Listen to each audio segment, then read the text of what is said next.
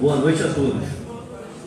Neste momento, estamos dando início a esta conferência, cuja temática é Manuel Henriques, o Mão de Luva, nas fontes documentais do século XVIII. Sejam todos bem-vindos. Ao iniciarmos os trabalhos deste encontro, convidamos para integrar a mesa o presidente da Câmara Municipal de Cantagalo, vereador Ocimar Merim Ladeira, que fará a abertura deste encontro.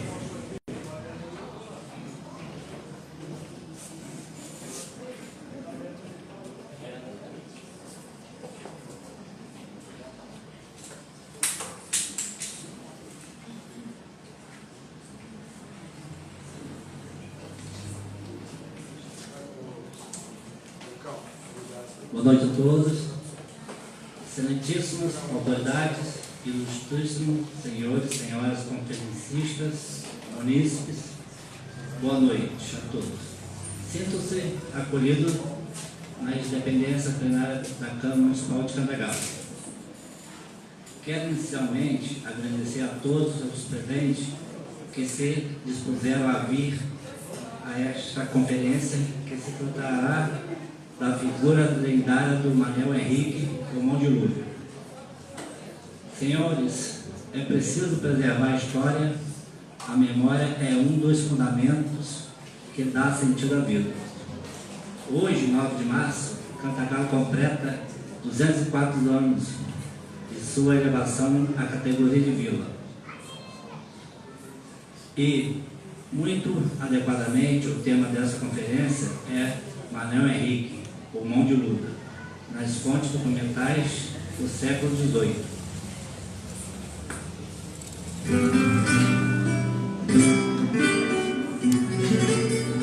Hoje é um dia histórico para a nossa Cantagalo, que nesta data, 9 de março de 1814, foi elevada à condição de vila pelo então príncipe regente Dom João. Completam-se 204 anos de uma bonita história, de um município rico em natureza, arte e cultura. Terra de Euclides da Cunha e Mão de Luva, terra do calcário, de grandes fazendas e de tantos outros feitos e marcos históricos, culturais e religiosos. Salve, salve Cantagalo, terra de beleza e encantos mil, com seu povo nobre e hospitaleiro, terra da morena gentil. Parabéns, Cantagalo, que com seus distritos Santa Rita da Floresta, Euclidelândia, São Sebastião do Paraíba e Boa Sorte, se fortalece a cada dia, através de seu povo de muita garra e trabalhador. Parabéns, Cantagalo, pelos seus 204 anos.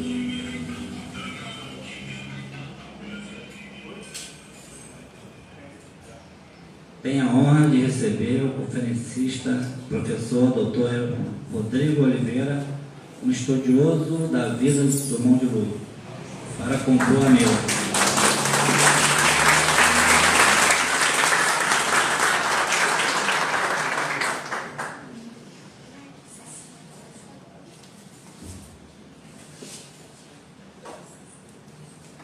Convido a professora doutora Sheila de Castro Faria, que também nos enriquece com seus conhecimentos e proposições acerca do tema, para tomar assento à mesa.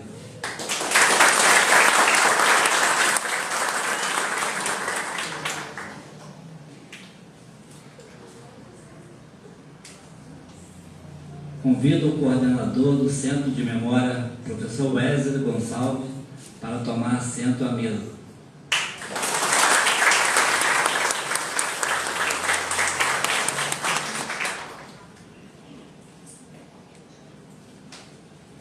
Convido agora o vereador, professor especialista João Bosco de Paula Dom Cardoso, que será o mediador, ou moderador do debate de hoje.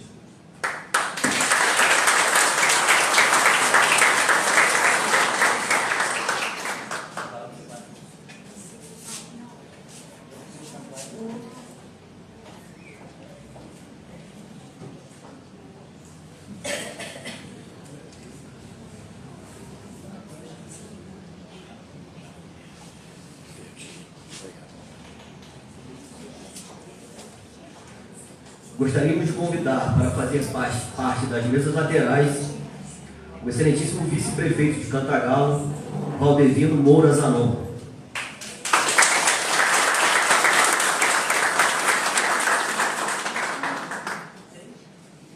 Vereador Paulo Henrique Ferreira.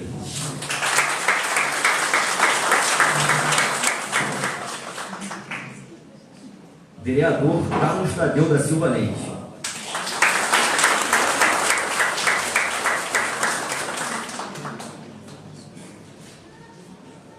Vereador Ciro Fernandes Pinto.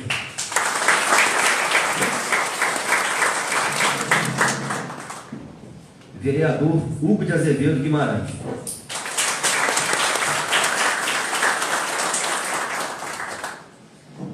Gostaríamos de convidar também a secretária municipal de Educação e Cultura, Carla de Fátima Guimarães Abreu.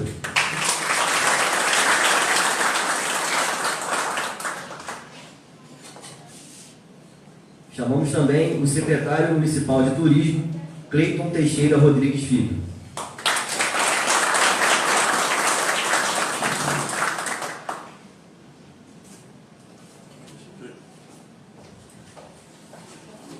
Convidamos a vereadora do município de Cordeiro, Fabiola Bianchini, para fazer parte da mesa lateral também.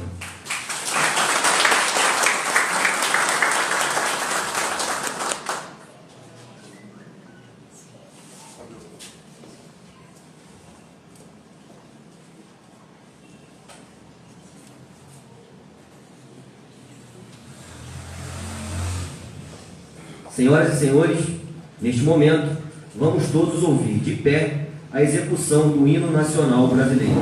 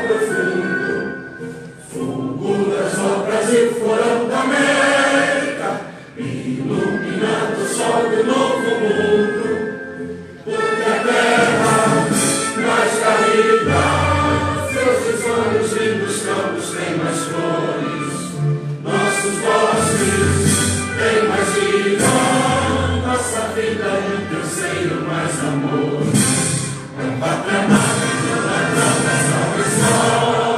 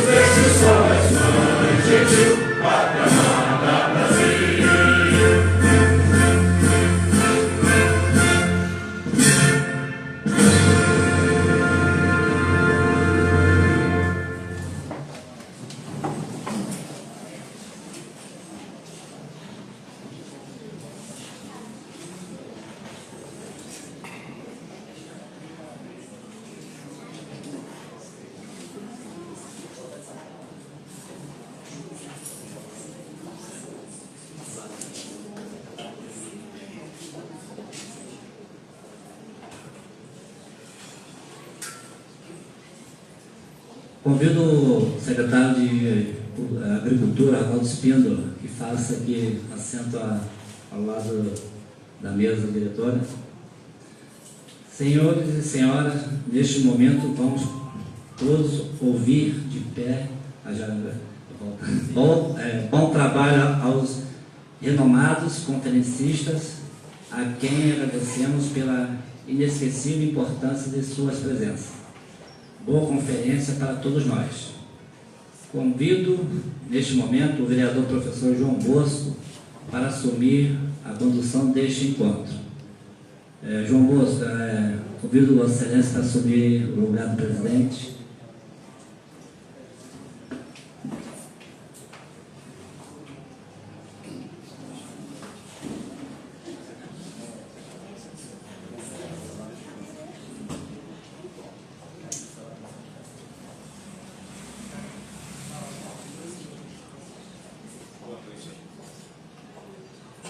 Boa noite a todos, boa noite autoridades presentes do Legislativo, meus companheiros do Legislativo, do Executivo, boa noite professor Rodrigo Oliveira, boa noite professora Sheila de Casparia, boa noite professor Wesley, boa noite a todos os munícipes, estudantes que estão aqui, pessoas que vieram também de outros municípios, boa noite minha querida Fabíola, vereadora de Cordeiro, uma companheira de luta. Eu gostaria de falar inicialmente o seguinte, que para esse vereador é uma grande emoção testemunhar esse evento hoje, poder colaborar com ele. Nós testemunhamos todo o processo e até ajudamos um pouquinho na reflexão desse processo que levou à mudança da data de criação do município, há mais ou menos 10 anos atrás. Nós testemunhamos também o decreto do então prefeito Geraldo Pires Guimarães, que tornou o 9 de março a data oficial de comemoração do município. Na condição de assessor de cultura do governo Guga, no primeiro ano da primeira gestão do governo Guga, nós fizemos a primeira comemoração do 9 de março. E isso é um processo contínuo que fez com que, no ano passado, o prefeito Guga, através de um projeto de lei que foi de iniciativa desta casa, o prefeito Guga promulgasse a Lei 1333 de 2017, tornando o 9 de março, o aniversário de Cantagalo, Dia da Consciência Histórica e Cultural de Cantagalo. Foi mais um passo à frente nesse processo. Essa primeira conferência de Cantagalo está acontecendo exatamente por conta da promulgação desta lei. E por que primeira conferência do município ou primeira conferência de Cantagalo? Não é pretensão, é só que é a primeira conferência histórica depois da promulgação da lei, que torna esse dia da consciência histórica e cultural de Cantagalo. Portanto, essa conferência, que é mais um passo nesse longo processo de afirmação do dia 9 de março como dia do aniversário de Cantagalo, como dia da consciência histórica de Cantagalo, ela vai versar sobre um capítulo importante da história do município. Na verdade, os primórdios da história do município, que tem como o mão de luva, o Manuel Henriques, um dos personagens principais. Então nós convidamos hoje para fazer uso da palavra e para expor para a gente aqui as suas pesquisas, um dos maiores especialistas de mão de luva, sobre mão de luva do Brasil, o professor doutor Rodrigo Oliveira. O professor doutor Rodrigo Oliveira, ele fez a sua graduação na UFOP, na Universidade Federal de Ouro Preto, fez seu mestrado em Juiz de Fora, fez seu doutorado na Universidade Federal de Minas Gerais, fez seu pós-doutorado na Universidade Nova de Lisboa e tem para nos oferecer aqui informações muito importantes sobre esse curioso, sobre esse controverso personagem da história de Cantagalo, da história regional e da história do Brasil, que é o Manuel Henriques Mão de Luva. Para também nos ajudar nessa discussão, nós da Câmara convidamos a professora doutora Sheila de Castro Faria, que já é nossa conhecida e já é cidadã honorária de Cantagalo. A professora Sheila, ela tem a sua formação toda ligada à Universidade Federal Fluminense, campus de Niterói. Ela fez a sua graduação lá, o seu mestrado lá, o seu doutorado lá. O pós-doc foi feito na Universidade Federal do Rio de Janeiro. E a professora Sheila é uma autora de vários livros que as faculdades de História do Brasil todo estudam. Um clássico, Colônia em Movimento, saiu da pena da Sheila de Castro Faria.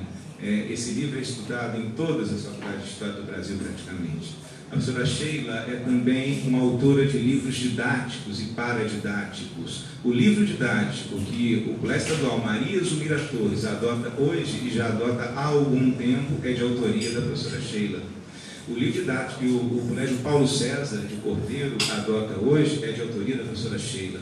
Então, a professora Sheila, ela é uma personalidade muito influente no campo da história, no Brasil Colônia, Brasil Império, e nós temos a sorte também de tê-la aqui, não só ter o Rodrigo como a Sheila aqui, mas a Sheila nós temos uma sorte especial que ela mora em Cantagalo, e está contribuindo muito para o trabalho do Centro de Memória. Nós temos aqui o professor Wesley, que coordena o Centro de Memória. A professora Sheila está muito próxima do Centro de Memória, contribuindo, portanto, com um trabalho de pesquisa histórica em Cantagalo e da pesquisa também da história regional. Bom, não vou falar muito, essa é a introdução que eu queria fazer, e agora passo a palavra ao professor doutor Rodrigo Oliveira, e a professora Sheila estará com todas as possibilidades de intervenção, de fazer comentários, enfim, no meio do processo. Perfeito, né? Então, sinta-se à vontade para fazer as intervenções. Nós já pedimos autorização ao professor Rodrigo Oliveira, isso já foi combinado de antemão. Por favor.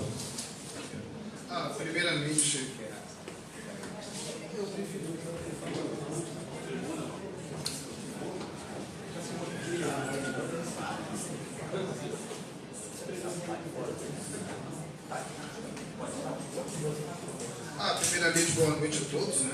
É um prazer imenso estar aqui em Cantagalo participando desse evento, né, comemorativo dos 250 anos de emancipação do município, né? E o tema que vai ser versado na noite de hoje é justamente sobre um grande personagem, né? Que boa parte de vocês, pelo menos, já ouviram falar, que é justamente sobre Manuel Henriques, ou Mão de Luva, né? Contudo, antes, eu gostaria apenas de falar alguns pontos, né, sobre Minas, sobre Rio, sobre a cultura política desse período, um pouco sobre as sociabilidades que eram tecidas, né, na colônia como um todo, né, até para que vocês, né, quem não é da história, né, possa compreender melhor o que era Minas, o que era Rio, o que era São Paulo, o que era Bahia, Pernambuco, enfim, né. A grande questão é como nós podemos caracterizar a cultura política desse período. Bem, nós podemos partir de vários pontos. O primeiro ponto fundamental é tentar compreender que o conceito de ilícito nesse período, né, abarcava toda a colônia. O que era o ilícito? O que era ilicitudes? O que era contrabando? Né? Essas são algumas questões fundamentais, né, para a pesquisa, né, que eu desenvolvi, né? Bem, logicamente que o ilícito nós conhecemos como, por exemplo, como corrupção nos dias atuais, né? que é um termo anacrônico para ser utilizado no século XVIII, mas nós podemos afirmar que tudo aquilo que é burlado pelas leis é um ato ilícito também para o XVIII. Né? E o contrabando abarcava todos os setores da sociedade, né? Em toda a colônia. Então nós podemos afirmar que desde o escravo até os governadores, até o vice-rei, estavam envolvidos em variados atos ilícitos. Né? Portanto, a ideia mesmo de corrupção, ilicitudes, né, não é atual. Tem todo um histórico e as suas raízes remontam desde o século XVII, século XVIII. Aliás, não apenas em nível regional, mas em nível regional, nacional e internacional, como eu vou explicar a partir desse momento.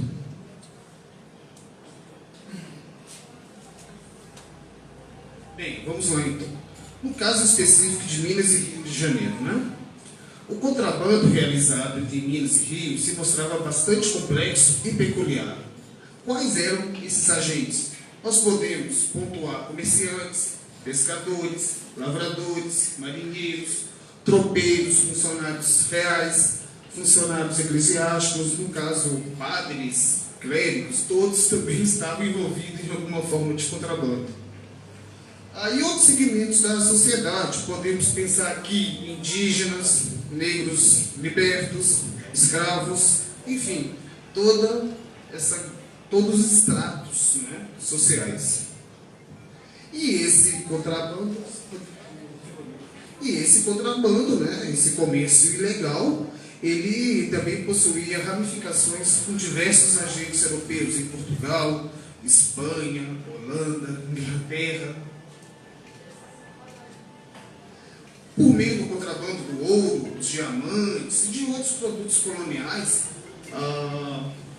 se estabelecia toda essa rede ilícita, né, que, como eu disse a vocês, né, possuía uma dimensão local, regional e internacional, principalmente através da constituição de grandes redes de poder, que um grande historiador português denomina como redes clientelares. O que seria isso? Seria basicamente uma rede composta por vários indivíduos que mantinham interesses em comum. No caso, o contrabando era a principal via ilegal, né, que movimentava todo esse ilícito. Como também pelo lícito também, né? Eu até poderia afirmar que os negócios funcionavam em redes, né? Desde a colônia, passando por todo o Império Ultramarino português e suas colônias.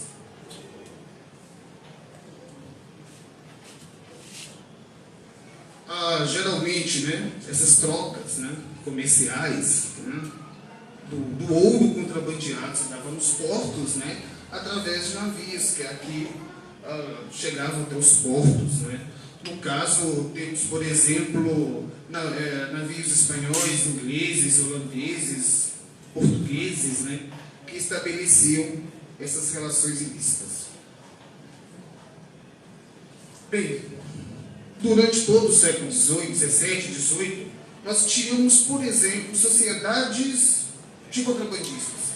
O que seriam essas sociedades? Seriam essas redes de poder, essas redes de clientes que eu falei há pouco, né?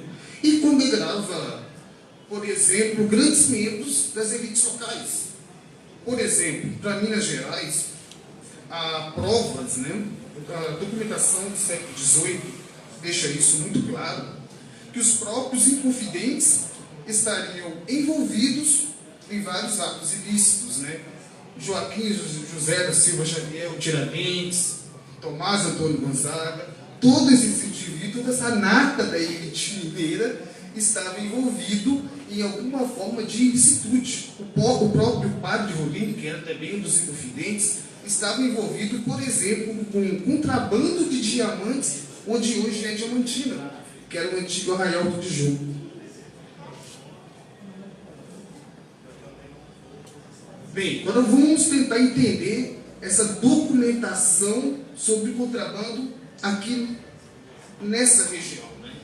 Que antigamente era chamada das Minas Novas de Macacu ou Cantagalo. Né? Bem, quando veio a notícia desses primeiros descobrimentos de ouro nessa região. A documentação deixa claro, por volta de nos idos de 1760, nós já temos as primeiras referências sobre o ouro nessa região. Com detalhe, os sertões, cachoeiras de Macapô, Cantagalo, né, eram áreas proibidas à ocupação. Ou seja, era proibido qualquer indivíduo se estabelecer por aqui. Era uma área fechada. Ninguém podia entrar, ninguém podia sair. Resumindo, seria mais ou menos isso a ideia de área proibida, né? E desde o ano de 1745, essa lei já foi colocada como norma, né? Mas, como todos nós sabemos, desde esse período as normas oficiais nem sempre são seguidas. Então, várias leis posteriores procuraram retificar essa posição, né, de área proibida, né?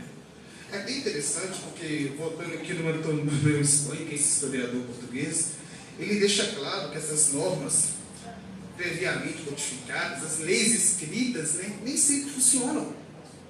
E isso nós temos que ter em mente. Essas leis, quando nós percebemos que há leis, tem uma lei, depois tem um decreto, mais uma lei, leis se sobrepondo uma a outra, nós já temos uma noção de que alguma coisa não está funcionando. Concordam? Então, logicamente, nós podemos concluir que os direitos costumeiros, os costumes em comum, ou seja, aquilo que foge à lei, era muito mais a regra do que as próprias leis.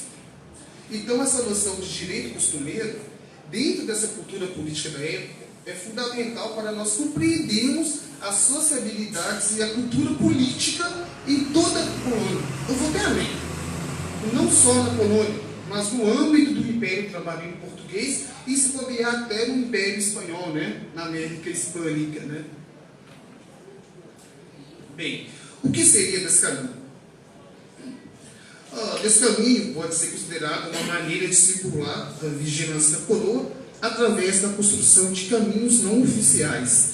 Bem, durante todo o século XVIII nós tínhamos dois caminhos. O caminho velho, que é o caminho dos paulistas, né, que ligava Minas a São Paulo, e o caminho novo, que foi construído por Garcia Rodrigues Paz no início do século XVIII. Esse caminho ia desde Diamantina, passando por Vila Rica, e tinha duas ramificações, Paraty e Rio de Janeiro. Esse era o caminho oficial. Fora desse caminho, havia as chamadas picadas. O que seriam essas picadas? Seriam os caminhos não oficiais. Seriam os caminhos do ilícito. Seriam os caminhos do contrabando. Seria a forma que esses sujeitos sociais buscavam para fugir, para burlar os postos fiscais. O chamado pessoa que portava ouro, mantimentos e, em alguns momentos, até escravos, tinha que passar por esses postos para deixar aquilo que fazia parte da coroa. Seria o famoso quinto do ouro, né? Portanto, isso era uma obrigação de todos os colonos.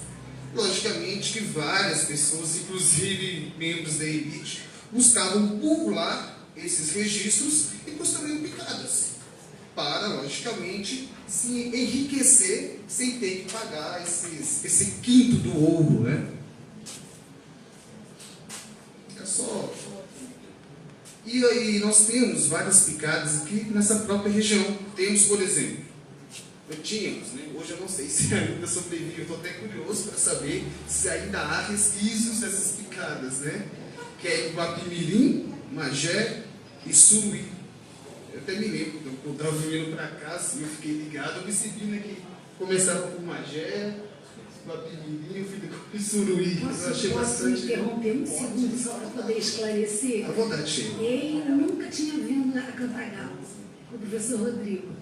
Então, ele fez uma pesquisa muito profunda e tudo mais sobre o Manuel Henriques, não só sobre o Manuel Henriques, também sobre outro salteador, que foi o Montanha, né, na borda do campo, na Serra da Mantiqueira, e ele, ou seja, ele conhece essa região por ler e não por ver. Né? Então, é por isso que ele está surpreso com essas nomenclaturas e essas... Não, e sem saber dessas especificidades daqui, se existem ou não essas picadas e tudo mais, só para esclarecer. É maravilhoso, né? Você ver na prática aquilo que você pesquisou, né? Desde quando eu saí do Rio e vim para cá, eu fui tentando estar atento, né? A esses nomes que estavam na documentação, né? Então foi um prazer mesmo, né? Ver, né? Aquilo que você pesquisou, a parte prática, assim, é muito bacana.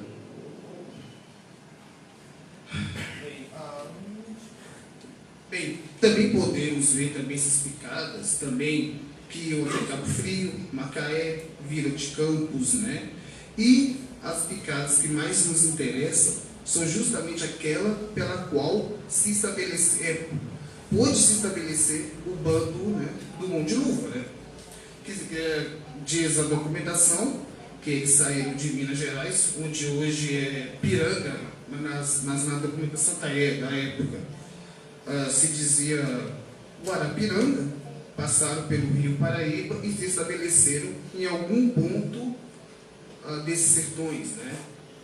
Eu ainda tenho dúvidas se as puxarias e as casas eram mesmo aqui, por exemplo, em Cantagalo, se eram nos arredores, né? Mas com o tempo, talvez possamos, né, ter uma noção mais exata de onde que eram essas casas e racharias. Bem, vamos lá então. Os sertões de Macacu e a devassa geral do extravio do ouro de 1779 a 1784. Bem, essa documentação, durante esses 5 anos, né, teve como fundamento central o conhecimento da região. Bem, os sertões e cachoeiras de Macacu e Cantagalo eram desconhecidas pelas autoridades. Ninguém sabia de fato o que era essa região.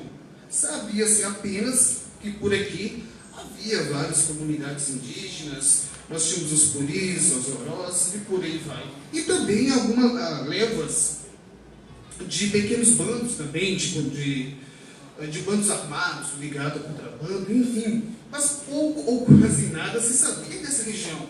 Era uma região de rios, grandes cachoeiras, rios pouco navegáveis, muitos animais ferozes, né, que impediam a inserção nessas áreas. Resumindo, era necessário conhecer essa região. Antes de se desbaratar o bando, se eu não sei o que é a região, impossível. Portanto, esse conhecimento ambiental, o esclarecimento sobre rios, serras, montanhas, cachoeiras, isso tudo é estritamente imprescindível para se chegar até o bando. Agora, isso foi feito de uma forma bastante devagar, até porque esses sertões, nessa época, ia desde Paraíba do Sul, mais ao sul do Rio de Janeiro, e pegava até aqui Cantagalo. Então, foi um trabalho árduo dessas autoridades, né? E também porque alguns oficiais, eu vou falar mais à frente, estavam também envolvidos com o bando, né? Portanto, não sei se era de interesse deles conhecer bem essa região, né? E tirar deles uma fonte de lucro certa, garantida, né? Aqui eu coloquei uma imagem atual, né? Sobre Macacu, as cachoeiras de Macacu, que era a antiga vila de Santo Antônio de Sá. Aqui nós temos o rio Macacu cortando a cidade e os morros e serras, né? Aqui mais uma imagem do rio de Macacu, que era um dos rios onde era possível extraviar esse ouro, tá? E ao fundo a serra de Macacu. Mais uma imagem aí, né, da Serra de Macacu. Vocês conhecem muito melhor do que eu, né? Bem, vamos lá. O que é então os sertões? Diz a velha tradição paulista que os sertões das cachoeiras de Macacu, Cantagalo, como também os seus arredores, eram repletos de riquezas auríferas e suas terras de boa qualidade, propícia ao plantio e à domesticação de animais. Isso foi comprovado no século XIX, porque aqui a tradição cafeeira e da criação de animais como de porcos marcou a tradição de Cantagalo do século XIX. Ou seja, os paulistas estavam corretos desde depois de 1750. Né? E essa crença foi sendo aceita pelos povos, né? E daí, logicamente, os boatos corriam, né? Não é porque hoje, né? Não é porque antigamente não havia, que era proibido a circulação de jornais, não havia todos os meios de comunicação que nós temos, mas as notícias corriam e chegaram até onde hoje é São Paulo, Minas, e isso provocou uma onda de migração para essa região. Bem, o que sertão é esse, então? Então seria o Vale do Paraíba do Sul, não é isso? Que era uma área de quase 6.000 quilômetros quadrados. Imagina a extensão dessa área. Imagina você tentar descobrir o que era essa região para construir técnicas militares para conseguir se chegar a esse bando. Tarefa árdua. No seu interior nós temos as serras da Boa Vista, Serra dos Órgãos, Macabu, Macaé, e temos as nações indígenas dos Osorós, Chocotós, Puris, entre outras, mas não são apenas essas, tá? E era uma região de fronteira com a capitania de Minas. O que seria uma região de fronteira? Seria basicamente o seguinte: uma região de indefinição jurisdicional.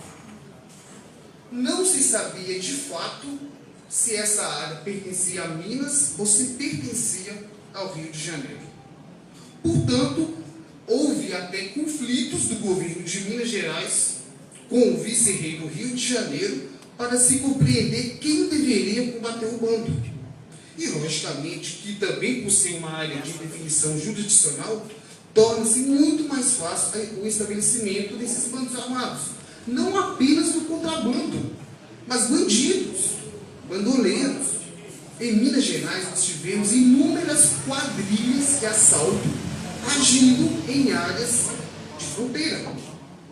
Tínhamos, por exemplo, a quadrilha da Mantiqueira, que era um bando, né, que era uma quadrilha ligada ao assalto, né, à rapina, né, que atuava no Caminho Novo, que era o caminho oficial, a estrada oficial do século XVIII. Né. Eles se vestiam de policiais, paravam os viajantes, fingindo que era uma revista. Quando as pessoas desciam, né, lá dos seus cavalos, das suas, né, caravanas, né, eram imediatamente assassinados. E a documentação do 18 assim transcreve até o auto de corpo de delito. É maravilhoso, né? É muito interessante. E não só a quadrilha Mantiqueira, nós tínhamos várias quadrilhas agindo onde hoje é Cerro do Frio, onde hoje é o antigo Cerro do Frio, onde hoje é Itapecerica, centro-oeste de Minas Gerais. Mas não era só Minas. Na minha pesquisa de pós-doc, eu consegui perceber inúmeras quadrilhas atuando em toda a colônia. Em Pernambuco, por exemplo, eu consegui localizar mais de 50 requerimentos de senhores de engenho e das elites locais, pedindo a mercê de portar armas por causa do perigo dos salteadores e facinorosos. Olha que bacana! Uma documentação assim que dá para explorar e, enfim. Até porque usar armas era proibido. Não era permitido. Era necessária a permissão do rei. E se essas pessoas estão pedindo constantemente mercê de armas, ou a violência era realmente exacerbada, ou era uma forma de angariar prestígio e distinção social. Portar uma arma, por exemplo, era uma forma de status, de se distinguir dentro de uma sociedade baseada no ter, e não no ter e no ser, né? Como, parafraseando aqui, né, a frase de uma amiga nossa lá do FMG, né, a doutora Célia Donato da Silva, né? Posso interromper de novo? Porque Só para esclarecer ao público, né, e também, o bando que ele está falando, até as primeiras notícias desse bando que estaria localizado aqui nessa região, os sertões de Macacu, os sertões de Cantagalo, como eles diziam, tinha um líder. E aí esse líder é que é o Manuel Henriques, né, que ele que porque eu acho que em momento algum o público não ficou muito sabendo que esse bando que estava aqui de contrabandistas era o bando de Mão de Luva. Né? E as primeiras notícias, né, sobre o Mão de Luva, sobre ele ser um líder, aí o Rodrigo fala melhor do que eu de quais são as primeiras notícias dele ser o líder desse bando. Tá certo? Posso interromper também, Bruno? Pode. Você está falando de bandos de salteadores, né? Que atuavam em várias partes do Brasil. Na Mantiqueira, você estudou Montanha, né? Que era um líder de um bando salteador na Serra da Mantiqueira. Correto.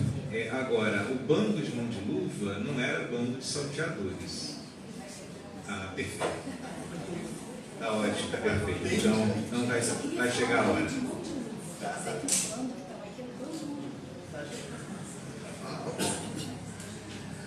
Bem, estou bastante tempo, né? Para vocês entenderem. Vamos lá, então. Esses aspectos geográficos, né? Essa região, ela caracterizava-se como um terreno montanhoso, com aclives acentuados, altitudes tão muito elevadas, né? Formando diversos morros conhecidos como meias laranjas, né? E é isso que possibilitou, inclusive, o sucesso do café. Porque essas meias laranjas possibilitam a produção cafeeira. Isso, em conjunto, eles formam uma paisagem peculiar, um verdadeiro mar de morros, né? Que dá toda essa maravilha dessa natureza da região, né?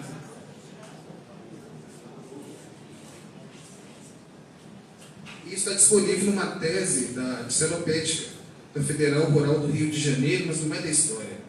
Essa tese eu encontrei um curso de doutorado em Ciências em Desenvolvimento da Agricultura e Sociedade, essa parte mais geográfica, né? Bem, o secretário de Estado, Francisco Xavier Mendonça Furtado, foi quem ratificou a denominação de área proibida para essa região. Isso data do ano de 1763. Aonde está essa documentação? Acho que vocês devem estar se perguntando, né?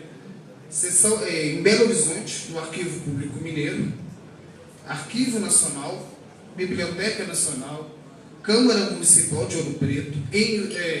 Essa documentação da Câmara, não só de Ouro Preto, mas Sabará, Cerros, estão todas no Arquivo Público Mineiro. Casa dos Contos, essa documentação está dividida em Arquivo Público Mineiro de Belo Horizonte, Arquivo Nacional no Rio de Janeiro e também em Ouro Preto. No caso dessa documentação que eu estou analisando, ela está no Arquivo Nacional, no Fundo Negócios de Portugal. Tudo bem? Bem. Devassa geral do extravio do ouro. Primeiras notícias do extravio. Como se deu essas primeiras notícias? Cartas trocadas entre o Marquês do Lavradio, o desembargador intendente geral Manuel Pinto da Cunha Souza e o mestre de campo Bartolomeu José Bahia. E as primeiras notícias se deram no distrito de Inhomirim, que é também por aqui, né? Uma carta da Câmara de Vila de Santo Antônio de Sá, Cachoeiras de Macacu, né, datada de 1779, né, acusava a vinda de homens mineiros da borda do Campo, onde hoje é a região de Barbacena, em Antônio Carlos, em Minas, né, próxima à cidade de Juiz de Fora, para esses sertões. Quem eram esses homens? É a grande pergunta, né? Quem eram esses homens que estavam se dirigindo em uma quantidade razoável para essa região? Bem, essa é uma fonte da época, tá? Está no Arquivo Nacional, Negócios de Portugal, e é uma documentação de Câmara. Qual que é a importância de uma documentação de Câmara? Porque foge um pouco ao discurso, não que essa documentação não seja oficial, mas é uma documentação que complementa a visão, as cartas trocadas de governadores com Portugal, né? Então, essa documentação de Câmara é importantíssima para qualquer pesquisa histórica. Então, quem é da história, né? A documentação de Câmara é muito importante. Bem, eu vou dar uma lida nessa fonte, tá? As outras eu não vou me prorrogar tanto.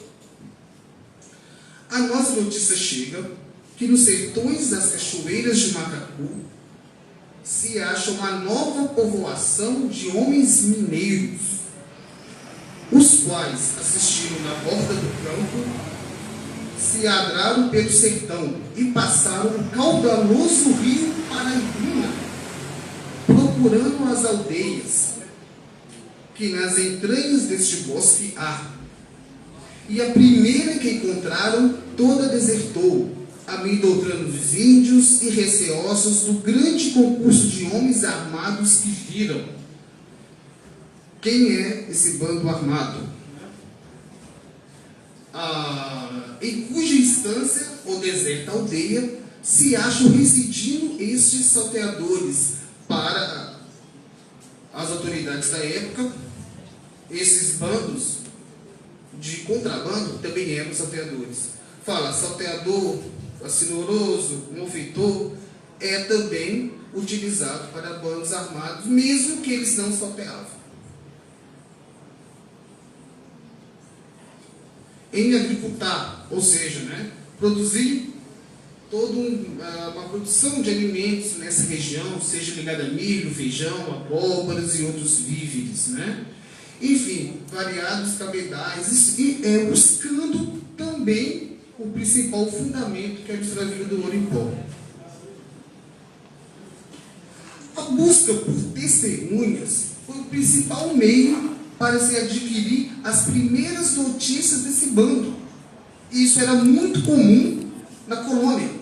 Buscavam-se testemunhas, né, para se tentar angariar notícias corretas e fidedignas o mais possível, né, para se iniciar e dar continuamento às devassas, né, a esse processo que foi se formando. Ou seja, a importância do ouvir dizer, no ser público e notório, era fundamental para esse período. O poder do boato era fundamental. Resumindo.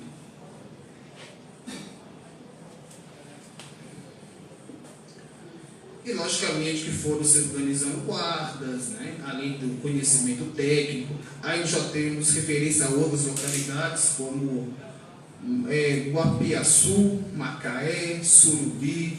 Temos referência a novos rios, né? Os rios de São João, Imbé, Macabu, né? Que também havia ouro. Então chegamos, né, no momento que vamos descobrir quem era esse bando, né? Miguel Antunes, que era um dos componentes da guarda, né? Repassava ao vice-rei do Rio de Janeiro, Luiz de Vasconcelos e Souza, que as minas, vulgarmente chamadas de Macacu, estavam localizadas nas margens do rio Paraíba. Então nós temos aí uma primeira informação de onde estava localizado, pelo menos nesse período, o bando. Próximo ao Córrego do Palmital, local onde sempre residiu várias nações indígenas que os oficiais declaravam que eram bárbaros, logicamente de uma visão preconceituosa e eurocêntrica, né? O bando que ali estava confinado seria composto por um número considerável de pessoas, entre brancos e negros, comandados por um sujeito oriundo das Minas Gerais, chamado Manuel Henriques, por alcunha o Mão de Luva, vindo da região de Guarapiranga, onde hoje é Piranga. Então nós temos aí uma primeira notícia fundamental sobre o nosso Mão de Luva. Pela documentação analisada, ele não é português. Por essa documentação nós percebemos que ele é da capitania de Minas Gerais, da localidade de Guarapiranga. Mais à frente eu vou mostrar para vocês os banhos matrimoniais do Monte Luva, que nos dará uma noção precisa de que nem mulato ele era. Pelo menos é o que a documentação nos coloca. Né?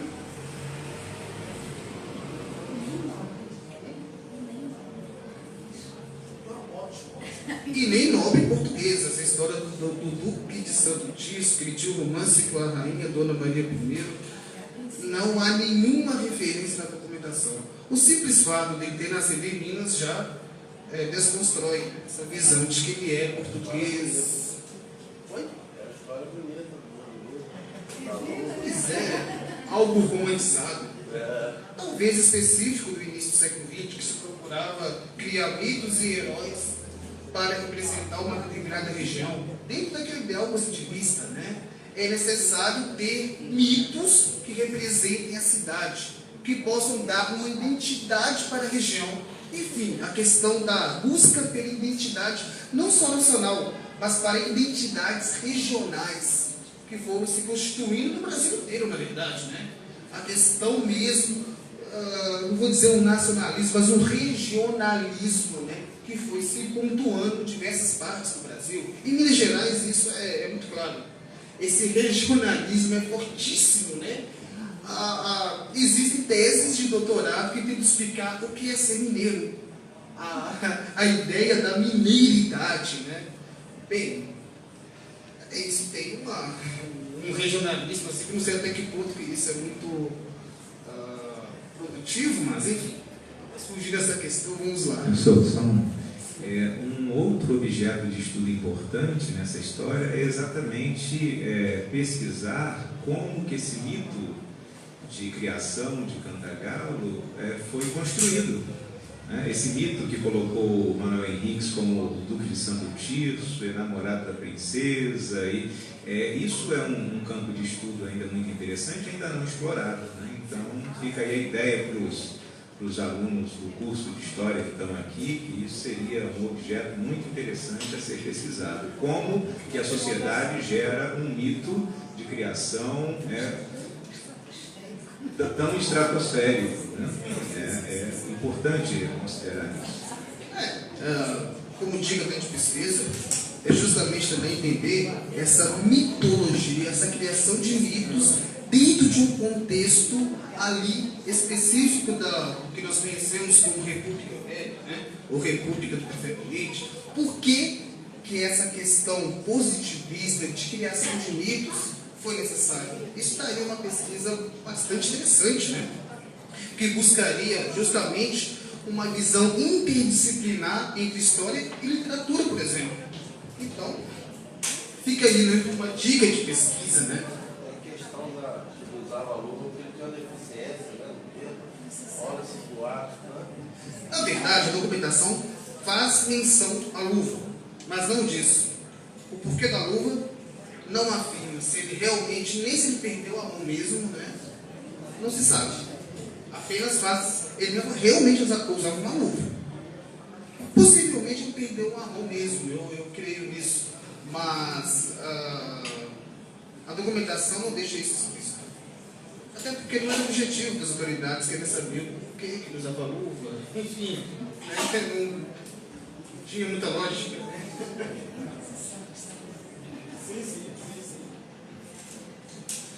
Vamos lá então, esse bando que ali se estabeleceu se distanciava 60 léguas da cidade do Rio de Janeiro. Eu não consigo calcular 60 léguas. Quanto, não tenho muita noção. Não sei se é longe.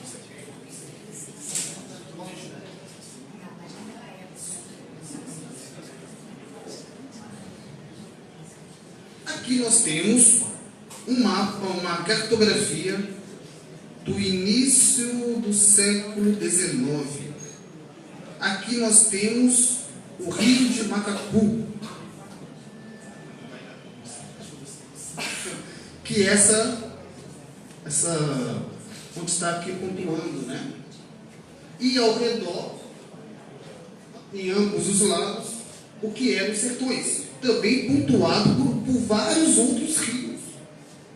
Então nós podemos perceber claramente que essa região necessitava mesmo de um conhecimento técnico preciso, né? Sertões pontuado de rios, Rio Macacu, aqui não dá para enxergar, infelizmente, mas aqui são vários rios, cachoeiras, enfim, né? E o mapa é reconhecimento do rio de Macacu e da estrada que conduz a Nova Friburgo do ano de 1819 e que está disponível no site da Biblioteca Nacional Digital do Rio de Janeiro. É possível acessar esse mapa. Eu coloquei reconhecimento então, do Rio de Macacu, blá blá blá, da coluna possivelmente foi feito para a primeira leva de suíços que aqui se estabeleceram em 1819, e aqui está o link, né? Quem tiver interesse, eu posso também mandar alguns links, tá, pessoal? Fique à vontade. Outro mapa, aqui já dá para enxergar melhor, né? Onde nós temos aí novamente o rio Macacu, o rio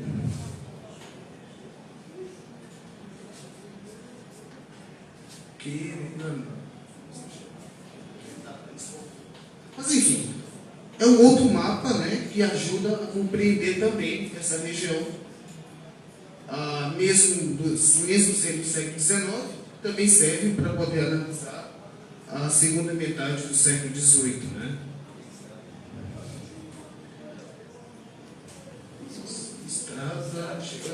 Sim, aqui acima, isso mesmo, Estrada de Cantagalo, realmente. Essa estrada de Cantagalo, peraí. Onde foi arrasadas as casas e as rancharias, se construiu uma estrada mesmo.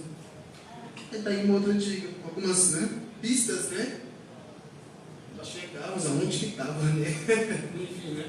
Porque, na verdade, não se sabe aonde ele explorava ouro, aonde esse bando estava. Até hoje não tem, pela topografia, ele está querendo mostrar que pelos mapas, pelos documentos, pelos registros, nós não conseguimos, ele não conseguiu, indicar em que lugar eles tinham os ranchos, com as plantações de milho, com a criação de porco, com quais rios que eram, em que o ouro era explorado. Então é muito difícil saber, não se sabe, é uma incógnita, que era por aqui, era agora, quais, em que lugar, não se sabe. Nós temos a referência que era próximo ao Rio Paraíba do Sul, onde era a área de definição jurisdicional entre Minas e Rio. Temos também essa possibilidade de estar mais acima ali do rio Macacu, né, onde foi construída essa estrada de Cantagalo, e eu vi essa referência, que onde as casas e os ranchos foram destruídos, construiu-se uma estrada. Então pode ser que também esteja nessa região mesmo, né? Aqui a referência, né, da cartografia, reconhecimento do rio Queceribu,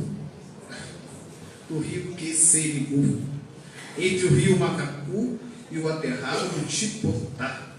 Isso é de Antônio Pinto Figueiredo Mendes, que aqui nasceu em 1821 e faleceu no ano de 1873. Esse mapa data do ano de 1855.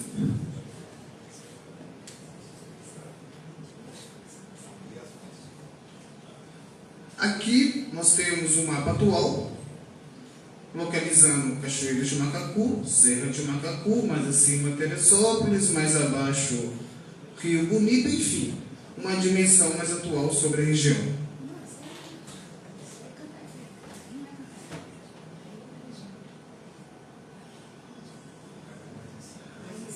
Aqui também, onde se localiza Cantagalo, certo? Aqui uma iconografia, né, do século XIX, mostrando a região do Rio Paraíba do Sul.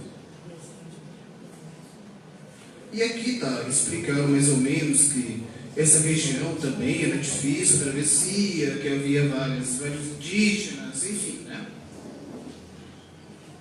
E aqui vem dizendo que grande cabeça do bando era o Mão de Luva, pelo qual eles apelidam coronel de mais de 200 homens brancos, né? E era o grande líder e responsável pelos escravios. É uma fonte que também está no Arquivo Nacional do Rio de Janeiro.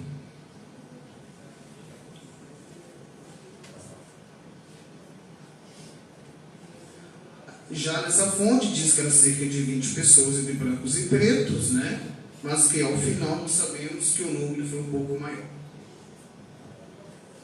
E aqui um resumo sobre essa questão das áreas proibidas, a extensão dos matos, a longitude dos sertões, a notável experiência de alguns historiadores em áreas ermas e a inexistência de entradas ou saídas seguras, e pediu de fato um patrulhamento eficaz dessas áreas. Aqui já está relatando a prisão de um dos membros, que era chamado de José Gomes, e ele deu uma descrição muito interessante sobre como chegar ao bando, onde se localizava as casas e caixarias. Tá? Como eu disse, se alguém quiser ter acesso a essas fontes, eu posso encaminhar.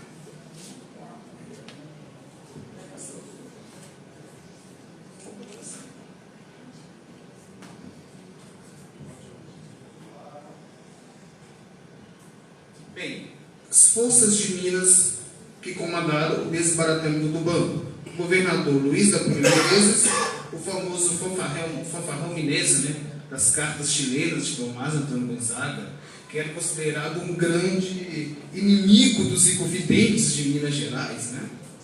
Ao sargento-mor Pedro Afonso Galvão de São Martinho, havia um coronel, onde hoje é São João del Rei, Manuel Rodrigues da Costa, e o Tiradentes, que foi responsável. Esses homens foram responsáveis pelos conhecimentos técnicos e do desbaratamento do bando. Nós tiramos apenas o Tiradentes. Essa, mais uma vez, é uma fonte, né? Explicando como foi dado, né, a forma de desbaratar esse bando. Também no Arquivo Nacional. Durante esse tempo, algumas pessoas foram presas, né? Nós temos, por exemplo, a inquisição de um índio, que deu também notícias precisas sobre esse bando. Aí nós chegamos no ano da rendição, no tal do sistema de engano e o ataque ao descoberto. É o seguinte, o que foi esse sistema de engano? As autoridades, a partir do governador Luiz da Cunha Menezes, buscaram infiltrar homens da sua confiança no bando, no descoberto, que é chamado de descoberto.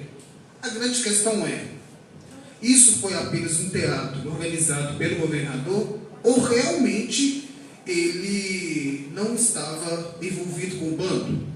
Cartas trocadas entre irmãos do Manuel Henrique, que ele tinha 2 irmãos, Inácio da Silva e Antônio Henriques, com membros do bando, nos faz acreditar firmemente que o governador Luiz da Cunha Menezes era, assim, mesmo que de forma indireta, um participante do bando.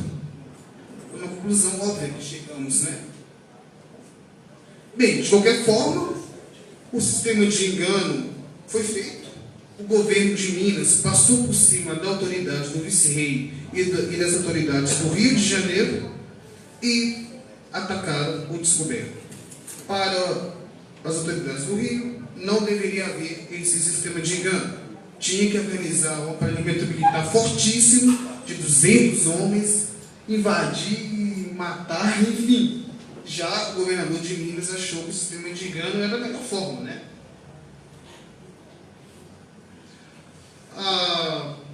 Depois do ataque ao bando, nós percebemos 47 pessoas, entre brancos e negros, 17 libertos e 30 escravos. Ou seja, esses homens não eram tão pobres, né? Eles não eram pessoas de grandes cabedais.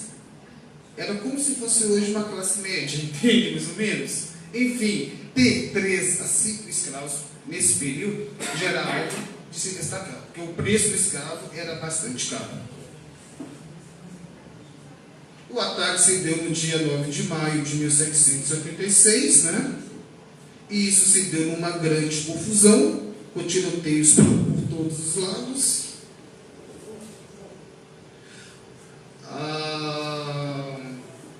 O próprio Mão de Luva quase foi morto, né, com um tiro, mas acabou se salvando.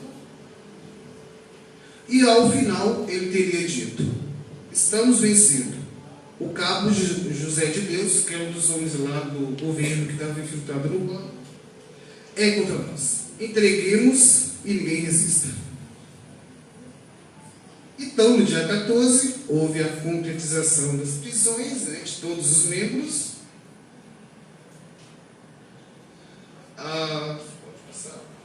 E aqui nós temos a miscelânea de nomes, pontuando nome, cor e origem. Pode passar. Isso. Ao todo vão totalizar mais ou menos 50 nomes. Aqui nós temos, pode ir na tabela, os despojos, quantidade, tá? 600 oitavas de ouro,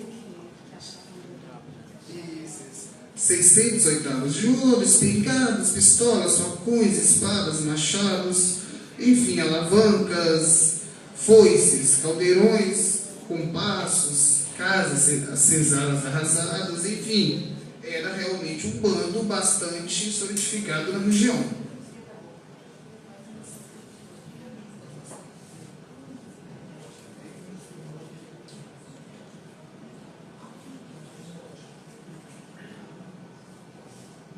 E chegamos quase já ao final, que é os banhos matrimoniais do Mão de Luva. Bem, só um pouquinho, deixa eu fazer uma pequena intervenção aqui, só para poder consolidar as informações. As primeiras notícias, né, como ele falou sobre haver um bando aqui contrabandeando ouro, aparecem pelo menos da década de 60.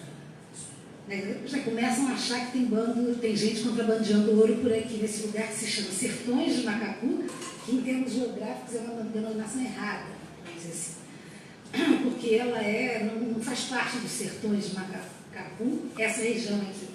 Ela é pós-Friburgo, né? Então é uma outra, é porque eles não conheciam nada, como diz a dissertação do Rodrigo, não conheciam nada, não sabiam localizar aonde era nada. Então, em 70, na década de 70, que eles, no final da década de 70, que eles começaram a achar que realmente existia gente aqui extraviando ouro, pegando ouro sem pagar o imposto devido, que era o quinto real, né, que tinha que pagar. Ou seja, eram contrabandistas que estavam aqui. Isso foi em 79, quando eles começam essas diligências, mas o governo só começa a se organizar para poder reprimir esse contrabando, falar, vamos prender essas pessoas, em 1784. Só que ao invés da repressão vir do Rio de Janeiro, isso tudo eu aprendi na dissertação dele, gente, tudo que ele disse, vem de Minas Gerais. Por quê? Porque a tese dele, a teoria dele, é que o governador de Minas estava envolvido nesse contrabando, então era ele que tinha que prender essas pessoas, para que não fossem presas pelo pessoal do Rio de Janeiro, pelo vice-rei, para não entregar ele como um dos comparsas, vamos dizer assim, desse bando de Mão de Luva. Então o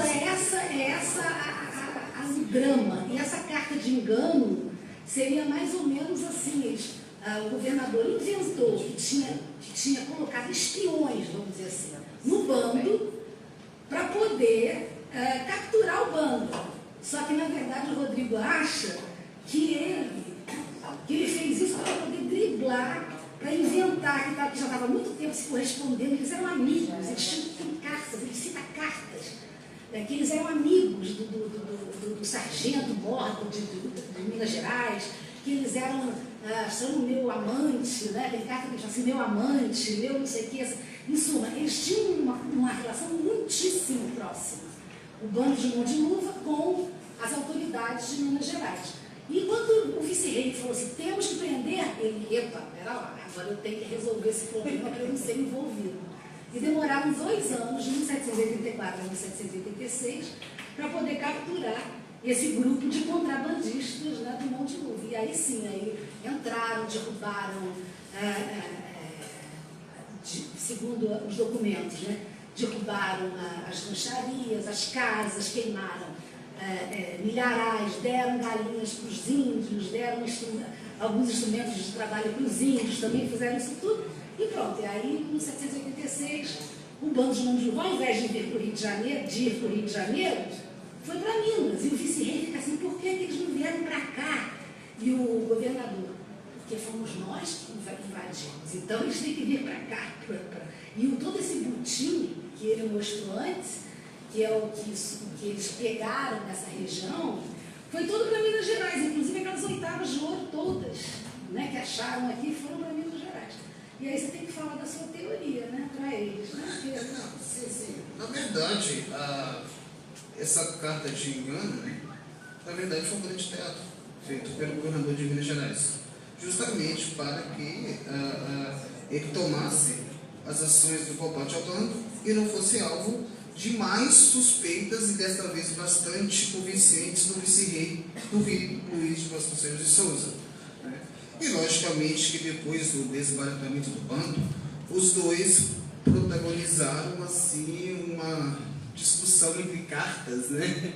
Violentíssima, né? Até com insultos, e é muito bacana essa documentação, onde o vice-rei ataca o governador dizendo: não, você estava no bando sim, você estava envolvido com um monte de luva, e o governador tentando se defender: não, as suas acusações são infundadas, você está errado, e etc, etc. E no final, como o Luiz da Cunha Menezes tinha prestígio perante a coroa, nada ocorreu com ele, mesmo com acusações bastante plausíveis do vice-rei, o que corrobora a ideia de que o prestígio na colônia era fundamental até em atos de ilicitudes bastante perceptíveis, né? Na verdade, poucos foram punidos em atos ilícitos.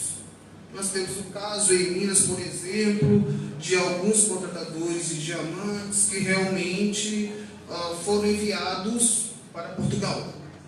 Mas, como mesmo diz Herbert Spencer, que é um grande estudioso, né, do contrabando, né, roubar pode, mas não rouba muito, né? Não seja tão cara de pau ao ponto do rei também, né? Enfim, o contrabando em algumas situações era um crime ilusório, principalmente para pessoas que tinham prestígio e distinção. Rodrigo, mas fala a sua teoria sobre o ouro. Eles pegaram todo o ouro do Mão de Luva. Você tem que falar isso. Olha, eu até coloquei. Há na fonte referência de que o Mão de Luva escondeu um pouco desse ouro em uma...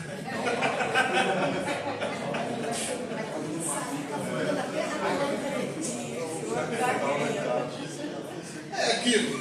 Os mitos nunca podem ser ignorados. E o tesouro de Cantagalo é verídico. Realmente, quando ele descobriu que vinha as tropas de Minas para cá, que talvez poderia vir até as do Rio, né? Ele procurou esconder uma parte desse ouro e enterrou em algum local que eu creio que era próximo à região dos ranchos, né? Até porque ele não teria tempo também para... Né? Mas como a gente não sabe onde estão esses ranchos, não cavuquem na terra. Porque não vão achar, porque não se sabe onde essas rancharias estavam localizadas. Então não adianta. Eu tenho umas dicas. Não dá dica não.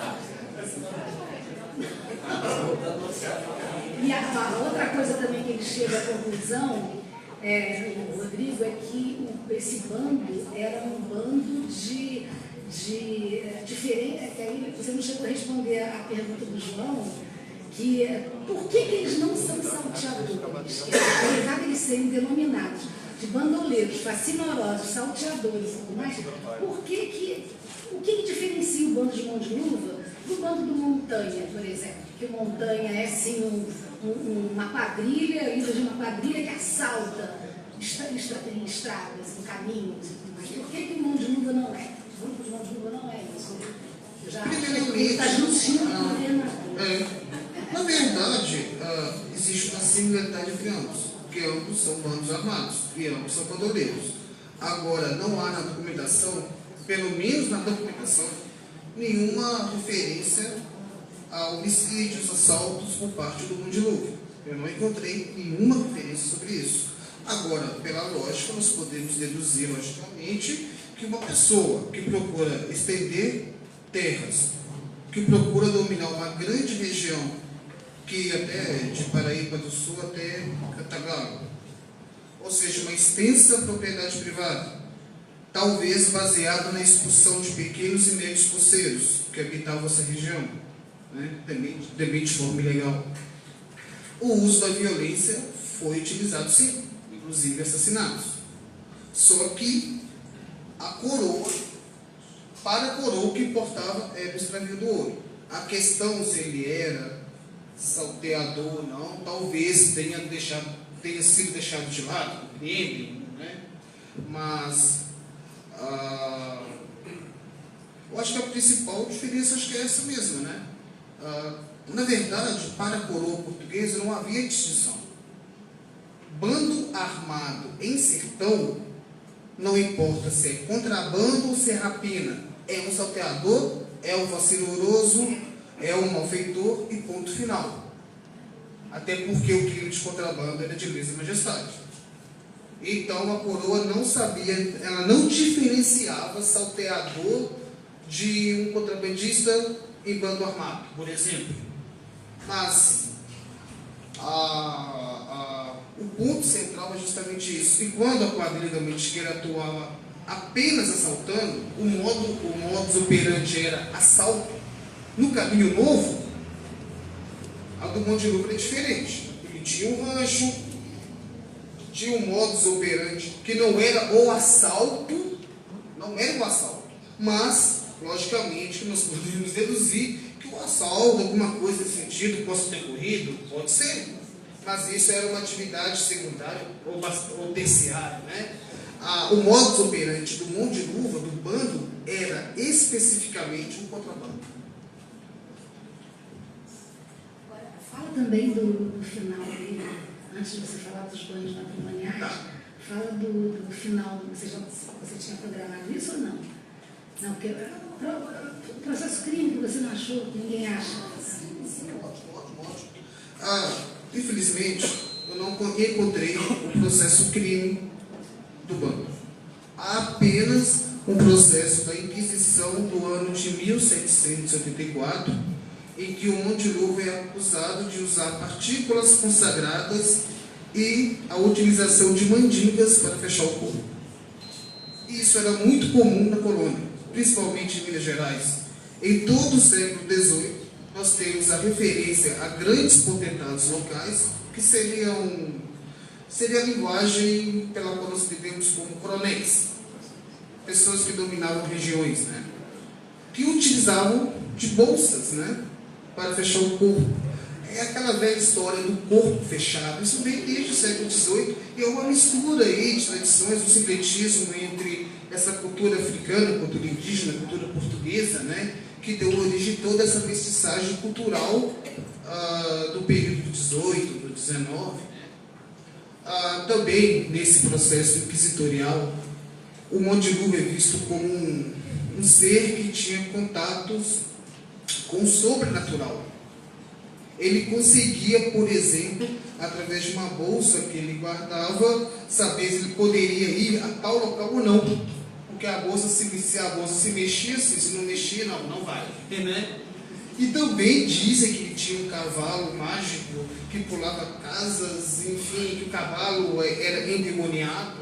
Isso tudo do processo, né, na inquirição das testemunhas durante o processo inquisitorial, né? É meio mágico, meio fabuloso, né? Algo muito assim, né? Mas o que foi dito sobre o Mão de Luva é que ele tinha todo esse contato com o mundo sobrenatural, fechando o corpo, enfim, né? Agora, possivelmente isso foi algo construído a partir do Mão de Luva, porque a maioria dos relatos era ele que contava para essas pessoas, né? Então, não sei se ele tinha contato com o mundo, né? Deixa eu me meter de novo aqui, né? Porque nós acabamos de fazer a revisão desse processo de inquisição que começa em 1781 e acaba em 1783. E nós ficamos assim tentados a imaginar que foi através desse processo que o nome dele realmente, que eles falam, não, nós temos que resolver o problema desse Mão de Luva. Porque as façanhas que eles dizem, né, que as testemunhas dizem que ele executa, são assim realmente incríveis. Ele tem um poder, eu acho que ele sabe melhor que eu, porque ele que transcreveu todo o documento, né, e fez a revisão com o Anderson, a revisão da transcrição. E ele é denominado por 5 testemunhas como uma pessoa que tinha muito poder, porque ele estava ligado ao sobrenatural. Então, qual é a dedução do familiar do Santo Ofício na última página?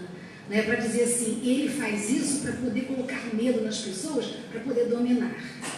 Né? Então, em 83, quando chega em 84, o governo falou assim, temos que acabar com ele, porque isso no Rio de Janeiro, não em Minas, no Rio de Janeiro. O familiar do Santo Ofício estava inquirindo as testemunhas no Rio de Janeiro, não em Minas Gerais. Eu não sei se eu estou conseguindo explicar mais ou menos, porque tem já uma história de teorias, e aqui eu acho que, como eu sou meio empiricista, eu prefiro fazer assim a coisa mais prática, né, de mostrar as coisas, os documentos, as periodizações, as situações e as conclusões. Mas tudo que eu estou falando é baseado no que ele fez. Né? Não é, então, eu só estou falando isso para poder explicar que é um público muito eclético, né? Um público muito diversificado, certo? Mas então é isso, o processo da Inquisição dele é fantástico, já está no site da biblioteca, Fundação Dom João VI, uma transcrição da gente. Já, quem quiser pode acessar e ler tudo que o Mão de Luva fez. Fez não, dizem que ele fez. Então, nós temos então o processo de Inquisição do ano de 1784, mas o processo final, o processo crime de todos os membros do bando, né, até o momento não foi localizado. Eu desconfio que possa estar em Portugal, né, no arquivo da Torre do Tombo, talvez, ou talvez no Tribunal da Relação do Rio, que era o Tribunal de Justiça da época, né, alguma coisa nesse sentido, mas até o momento que há só apenas indícios do que possa ter ocorrido com ele. Há teorias que ele foi desterrado para Moçambique, expulso do Brasil, né? Há outras teorias que ele foi mandado para o Rio Grande do Sul, outras que ele morreu, enfim, não sabemos de fato o destino final, né, do Mão de Luva. Mas sabemos que ele era, mas sabemos aonde que ele nasceu. E aonde ele casou. E aonde ele casou. E com quem que ele casou, com certeza. Ele e o irmão dele, né? Ele e o irmão dele.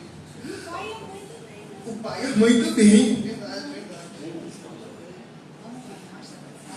Os banhos matrimoniais para o processo de casamento, né, um religioso, está na cidade de Mariana, no chamado Arquivo Eclesiástico de Mariana. Lá é possível ter acesso a todo esse documento. Tá? Onde nasceu? Ele nasceu em Ouro Branco, Minas Gerais, que é próximo ao Ouro Preto. Alguma relação do Piranga, Rio Piranga, com Ponte Nova? Sim. Piranga fica próximo ali a Ponte Nova. Naquela região. Mariana, Ponte Nova. Isso mesmo. Bem, então ele nasceu em Ouro Branco, era filho de Manuel Henriques Mário e Maria da Silva, que era natural de Ouro Branco, né?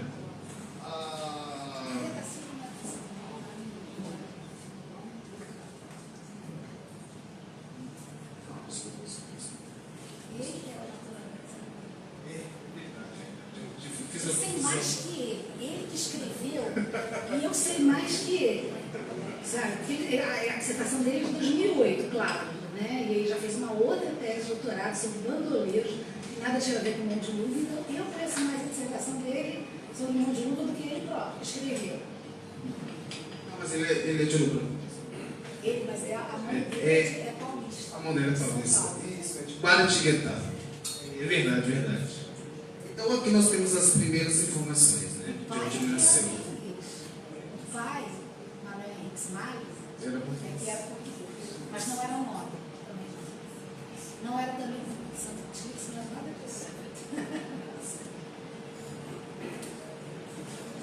Aqui já é do irmão dele, Inácio da Silva, homem branco, casado, natural da freguesia de Congonhas do Campo. É onde hoje a cidade de Congonhas está bem próximo ao Ouro Preto, onde tem as esculturas do Aleijadinho, as famosas esculturas do Aleijadinho. E o ofício dele era de carpinteiro e era o irmão dele, de ofício de carpinteiro. Mais tarde, né, ele vai abandonar.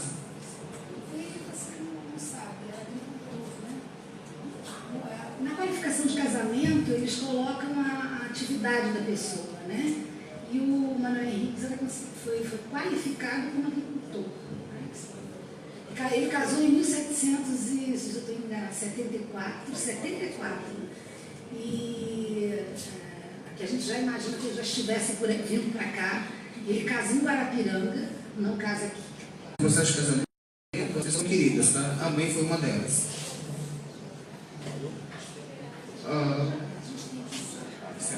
Então, pessoal, nós temos aí um processo, né? Ao final eu tenho uma bibliografia, quem quiser ter acesso, é só falar. Muito obrigado a todos pela paciência. Bom, agora é o seguinte.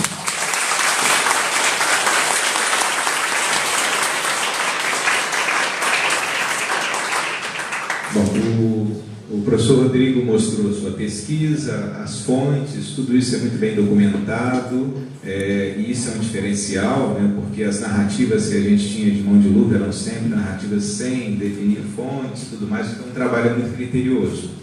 Que, portanto, ele apresentou um panorama geral da pesquisa dele. Agora nós vamos abrir para perguntas. Vai se colocar um microfone aí na frente, esse daqui mesmo, né? E está aberto então para as perguntas, ou então quem quiser fazer perguntas escritas, nós podemos fornecer papel e caneta. Vamos lá então? Fala, por favor. Se alguém tem alguma pergunta, espero que tenha várias, por favor, essa é a hora.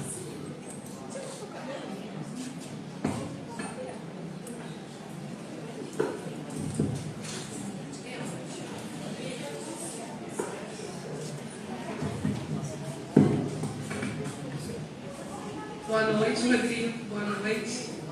Tudo bom?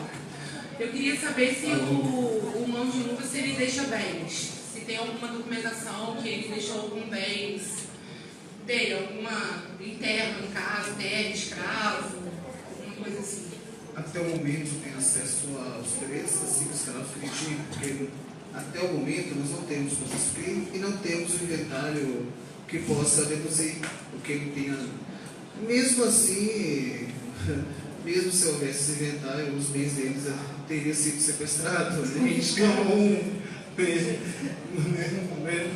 mas infelizmente só mesmo esses escravos que também foram sequestrados, também enviados para Minas Gerais, para a Real Fazenda de Minas.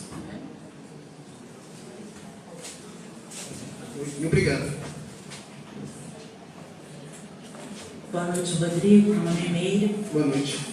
Então, com relação aos bens, realmente não, mas com relação aos parentes que podem ter ficado aqui nessa nossa região, porque tem alguns nomes que até hoje em dia, né, algumas famílias tem alguma documentação, você sabe algo sobre esses parentes dele? Parece um irmão, sobrinhos. Sim, eu tenho, né, essas coisas, mais de um dos irmãos dele, o Inácio da Silva, alguns dados sobre o pai e a mãe, né,